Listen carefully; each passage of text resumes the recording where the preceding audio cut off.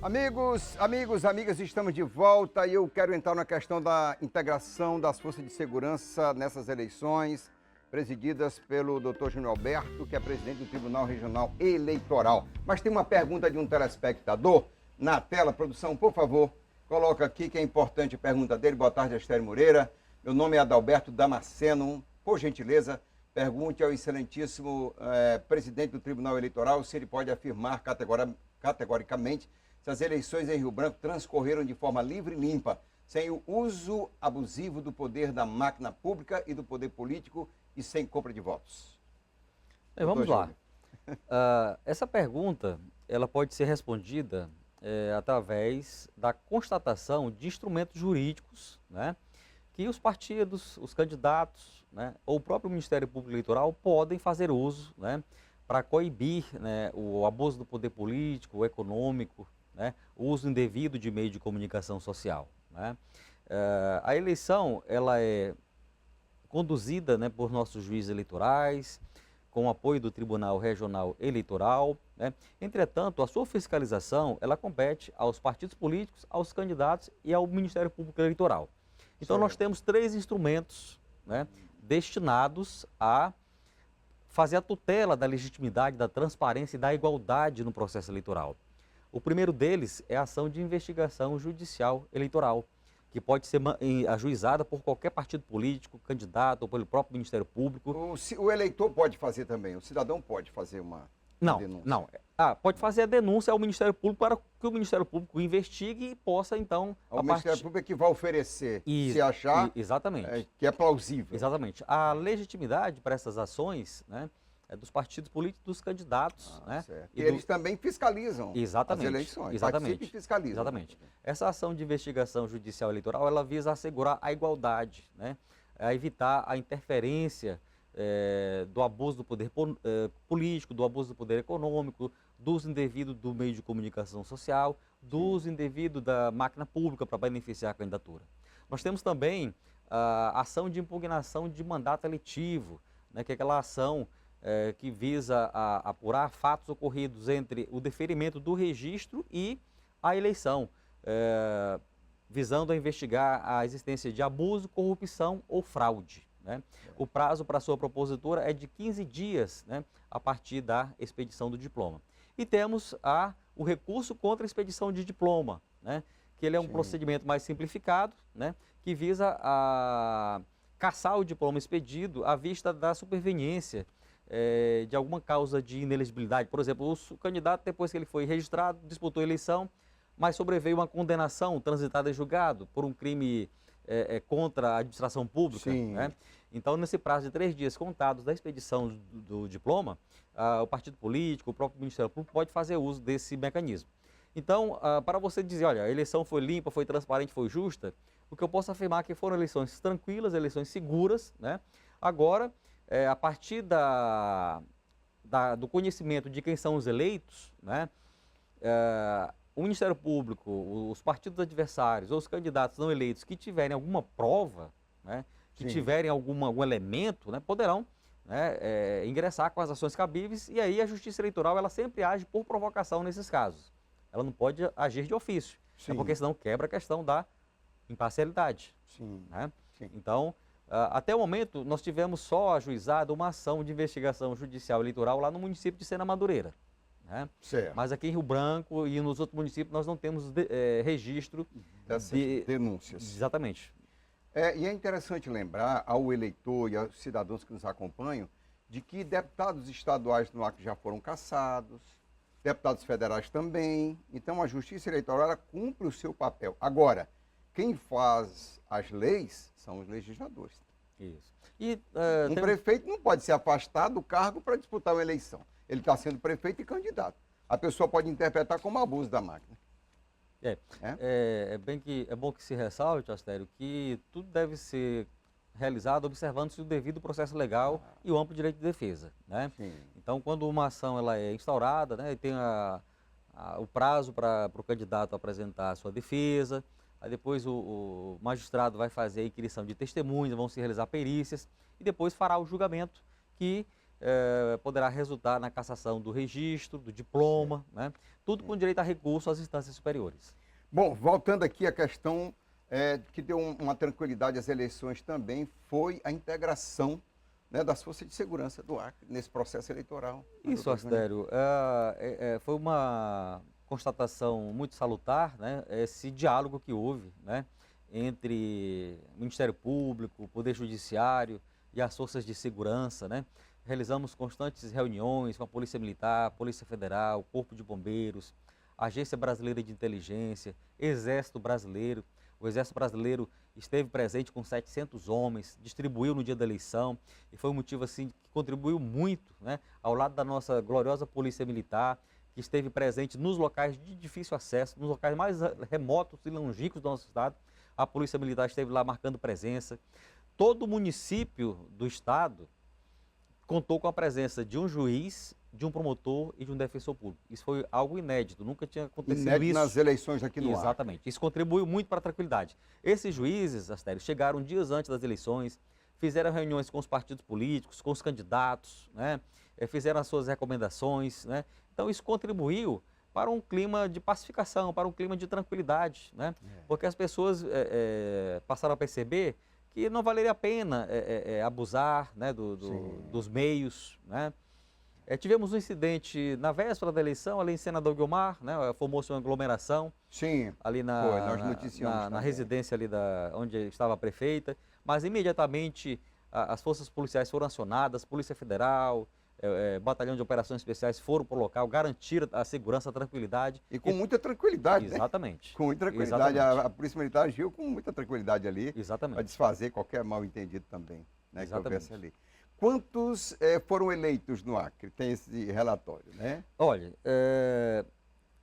nós temos vereadores eleitos, homens, 191 homens, 191 candidatos do sexo masculino, 79%. 79%. Das vagas foram preenchidas por homem. E mulheres, foram 50 mulheres para o cargo de vereador, 21% das vagas. Ainda é pequeno, ainda é pequeno, mulheres. Já para os cargos de prefeito, foram 21 homens e uma mulher só. Que foi a prefeita Rosana, lá de Senador Guiomar. Foi reeleita aí, né? É interessante. Só uma assim, prefeita, olha, as mulheres são a maioria dos eleitores e, infelizmente, a participação ainda na política é pequena. A legislação eleitoral assegura, né, o número de cadeiras para as mulheres, né, de pelo menos 30% das vagas, né, para a eleição proporcional.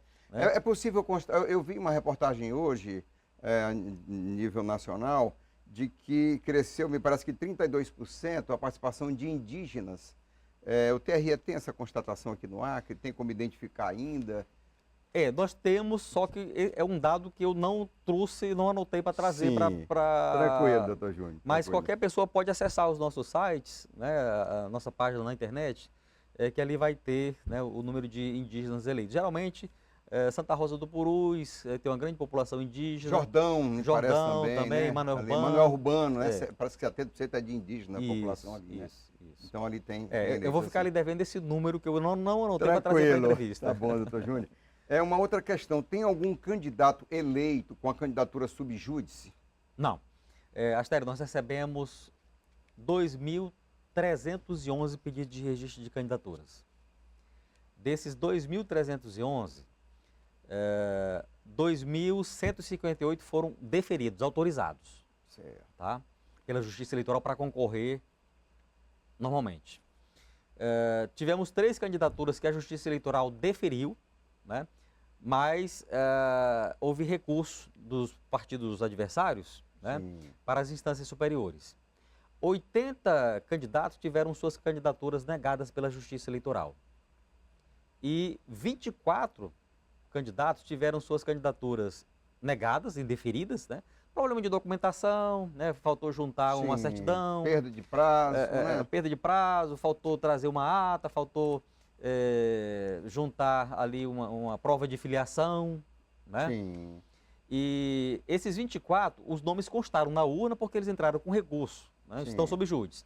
Mas não tivemos nenhum candidato que tenha sido eleito que esteja com a candidatura sob júdice. É um dado interessante. É muito interessante, porque vai ser diplomado também dependendo da sua prestação de contas, é isso? Isso. É uma condição básica a Isso. aprovação da prestação de contas. Isso. Os candidatos agora que foram eleitos, e os não eleitos também, devem se mobilizar, né? Já no dia 14 de outubro começa o prazo para apresentar as prestações de contas, né? E vai até o dia 5 de novembro. A não apresentação da prestação de contas inviabiliza a diplomação, né?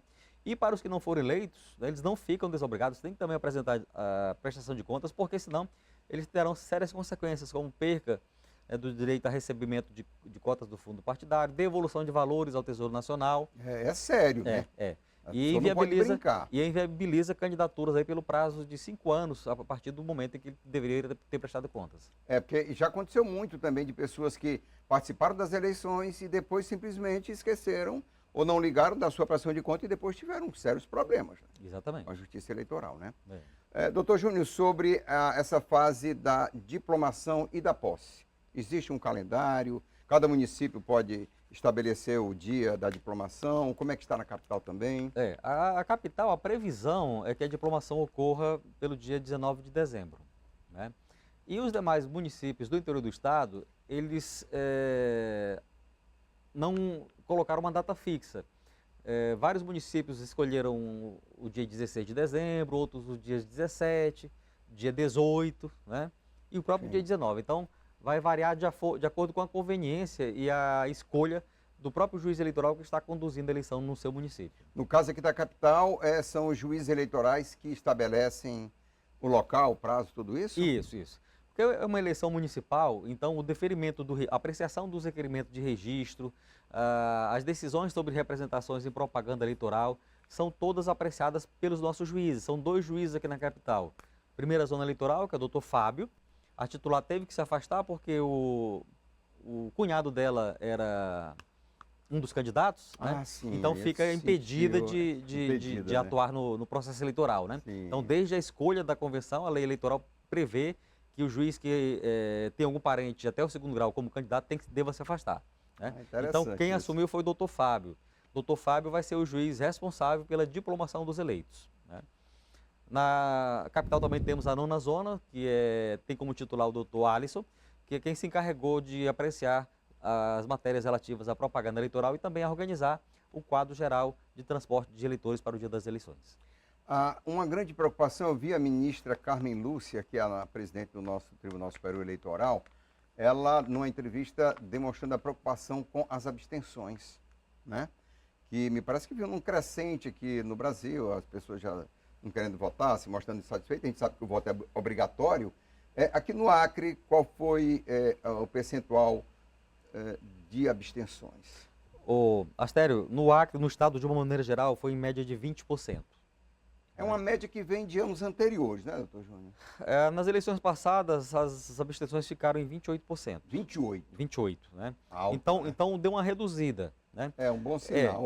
Mostrou maior interesse do eleitor, né? Mas geralmente a abstenção ela fica nessa faixa entre 15% até 25%. Está dentro da média. Aqui na capital, a abstenção ela foi um pouco maior. Deu em faixa aí de aproximadamente 24%. Cerca de 65 mil eleitores. Exatamente. E essas pessoas terão que justificar. Isso, terão um prazo de 60 dias, né, para justificar o motivo de não terem comparecido, né, sob pena de correr, né, em pena de multa, aplicação de multa. Sim. E ficarão, né, em débito com a Justiça Eleitoral, não poderão expedir passaporte, obter empréstimo bancário, participar de concorrências públicas, né, participar de concursos, né. Você sabe, para você ingressar no serviço público, você tem que estar em dias, né? Com a Justiça Eleitoral. Com a Justiça Eleitoral. É importante. São muitos concursos que têm acontecido aí, né? Doutor Júnior, para a gente finalizar, eu gostaria que o senhor falasse, que é importante para a nossa população, da segurança das urnas eletrônicas. Astério, a maior prova disso foi essas eleições que acabaram de acontecer, né? As urnas eletrônicas são a maneira mais rápida, mais confiável e mais eficaz de você fazer uma eleição, né? A única possibilidade de haver uma fraude é se houver um conluio entre todos os mesários, né, para digitar ali aleatoriamente, né, os nomes dos candidatos, mas isso é impossível. Por quê? Porque os mesários são escolhidos dentre cidadãos de notória idoneidade, são Sim. servidores públicos, né? São pessoas que têm uma posição de destaque na sociedade. Muitos se conhecem ali na hora, né? E outra coisa ocorre sob fiscalização dos partidos. Tem os fiscais lá. Cada partido fica ali, Exatamente. pode credenciar até 2 fiscais que se revezam, né? Então são vários Sim. partidos e coligações, né? Então essa fiscalização ela impede que haja esse tipo de fraude, né? A urna eletrônica ela não funciona com Wi-Fi, com cabeamento, né? Todos os procedimentos de geração das mídias, de carga, né? Ou seja, alimentação das urnas com os dados sobre o número de eleitores, de candidatos, tudo é feito de forma transparente, precedido de edital, com fiscalização dos partidos políticos, dos candidatos, do Ministério Público. A gente faz as cerimônias. Muitas entidades, né? Entidades, está Participam, lá né? OAB, Polícia Federal, Ministério Público, Polícia Militar, Corpo de Bombeiros, né? Então são muitas entidades que vão e fiscalizam, né? Fora isso, após a geração das mídias, né, o juiz eleitoral faz o lacre, né? As mídias são inseridas nas urnas, né? Sim. E o juiz eleitoral rubrica cada lacre, coloca o lacre, né? Esse lacre só pode ser rompido depois, quando for iniciada a votação, ou depois que sair terminar a votação para fazer a retirada da mídia para Sim. gerar a totalização. Então, assim, é um procedimento muito seguro e a prova disso, olha só. Tá aí, Outra coisa, a vontade do eleitor manifesta. as pesquisas já anteciparam quem seriam os eleitos, né? Sim, As interessante. urnas refletiram aquilo O que as resultado das pesquisas. pesquisas. Graças a Deus, Exatamente. a TV Gazeta foi muito eficiente no campo Exatamente. da pesquisa. Exatamente, né? Então tudo evoluiu muito, até as pesquisas, É verdade. Astério. Eu tive numa emissora no passado e aí foi me perguntado como é que é feita a fiscalização dessas pesquisas. Hoje, uma entidade para publicar uma pesquisa, ela tem que atender sérios requisitos. Ela tem que informar no sistema próprio do Tribunal Superior Eleitoral quem encomendou a pesquisa, né? Qual a área de abrangência, né? Qual o número de eleitores entrevistados, quem pagou pela pesquisa, Tudo, né? né? Tem que ter um Detalhado. estatístico cadastrado, né? E essa pesquisa, antes da divulgação, ela é colocada nesse sistema, né? E qualquer partido, coligação, federação pode impugnar o resultado dessa pesquisa. Então, é um procedimento feito com o mais alto profissionalismo, Muito bom. pessoas as mais íntegras possíveis, né? E até hoje, graças a Deus, não tivemos nenhuma situação que abale a credibilidade da urna eletrônica. E o resultado está aí. Doutor Júnior Alberto, presidente do TRE, muito obrigado pela sua vinda, pelos esclarecimentos. Muito importante. Obrigado. Obrigado, eu que agradeço o espaço. E muito obrigado também a todos os eleitores que compareceram às urnas. Obrigado aos mesários, obrigado às forças de segurança, né? Missão cumprida e a democracia saiu fortalecida. Vamos a intervalo comercial, porque tem mais um bloco. Vamos conversar com o pessoal do Mohan, com o Elson. Daqui a pouquinho.